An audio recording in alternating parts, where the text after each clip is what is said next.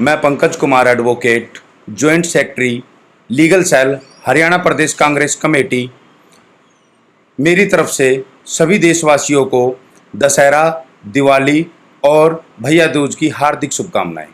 मैं जय भगवान का लैंड एडवोकेट, प्रधान सैन समाज 360 पानीपत, सभी सैन समाज की ओर से सभी देशवासियों को अपनी दशहरे की, दिवाली की व भैया दूज की शुभकामनाएं देता हूँ।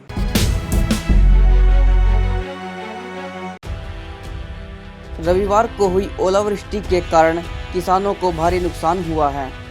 ओलावृष्टि से फसलें खराब हो गई हैं, जिसके चलते सोनीपत के लगभग 8-10 गांव के किसान उपायुक्त कार्यालय पहुंचे और ओलावृष्टि से बर्बाद हो चुकी अपनी फसलों के लिए विशेष गिरदावरी करवाने की मांग की।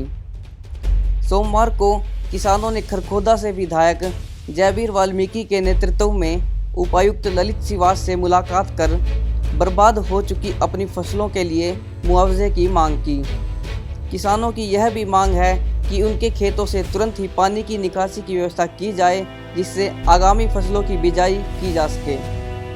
उपायुक्त का कहना है कि जिन गांवों में फसलें खराब हुई हैं, उनका सर्वे करवा एसडीएम से रिपोर्ट तैयार करवा कर उसे उचित कार्रवाई के लिए आगे भेज दिया जाएगा। खरखोदा सब डिवीज़न के एरिया में 8-10 गाँव में वो संज्ञान में इन्होंने लाया है, अपनी रिप्रेजेंटेशन भी दी है। 10 गाँव का हम सर्वे करवा के एसडीएम से रिपोर्ट ले लेंगे। जो उचित कार्रवाई गवर्नमेंट के स्तर पे होगी उसको रिकमेंड करके भेज देंगे। चंडीगढ़ अभी बात करेंगे। एसडीएम की रिपोर्ट आने के पश्चात हम ऊपर से टेकअप कर लेंगे। जो कार्रवाई स्पेशल गिरदावरी की या जो भी सरकार के स्तर पे होगी उसके लिए तुरंत हम भेज देंगे। वहीं विधायक जयवीर वाल्मीकि का कहना है कि ओलावृष्टि के कारण किसानों को 100% से भी अधिक नुकसान हुआ है। किसानों की फसल तो खराब हुई ही है, साथ ही पानी की निकासी और खराब हो चुकी धान की फसल को ठिकाने लगाने में भी किसानों का व्यय होगा। किसानों को 50 से 60 हज़ार रुपये प्रति एकड़ के हिसाब से तो मिलना ही चाहिए। देखिए, कल जो ओलावृष्टि हुई है उससे किसान को भारी नुकसान हुआ और मैं तो कहूँगा यानी 100% नुकसान कहते हैं ना, 100% से भी ऊपर है। वो कैसे है?